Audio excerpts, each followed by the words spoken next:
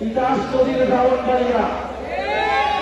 আমরা জানি এই তিতাস গ্যাস ঢাকা ময়মনসিংহ সহ বাংলাদেশের বৃহত্তর জনগোষ্ঠীর গ্যাসের চাহিদা পূরণ করলেও ব্রাহ্মণবাড়িয়ার মানুষ গ্যাস থেকে বঞ্চিত রয়েছে।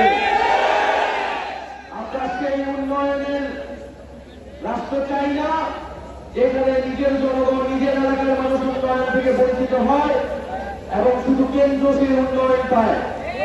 আমরা মনে করি উন্নয়ন মানে শুধু ঢাকার উন্নয়ন নয়, বাংলাদেশের প্রত্যেকটি জেলা উন্নয়নের সুষম বন্টন হতে হবে। ব্রাহ্মণবাড়িয়া ফ্যাসিবাদের বিরুদ্ধে, আওয়ামী লীগের বিরুদ্ধে সবসময় লড়াই করেছিল বলে উন্নয়ন থেকে বঞ্চিত করে রাখা হয়েছিল। আওয়ামী লীগের রক্তচক্ষুকে চক্ষুশূলে পরিণত হয়েছিল ব্রাহ্মণবাড়িয়া। কেন ব্রাহ্মণবাড়িয়া থেকে বারবার আন্দোলন তৈরি হয়? ফলে ব্রাহ্মণবাড়িয়ার রাস্তাঘাট, শিক্ষা, স্বাস্থ্য থেকে সবকিছুর উন্নয়ন থেকে ব্রাহ্মণবাড়িয়াকে বঞ্চিত করে রাখা হয়েছিল।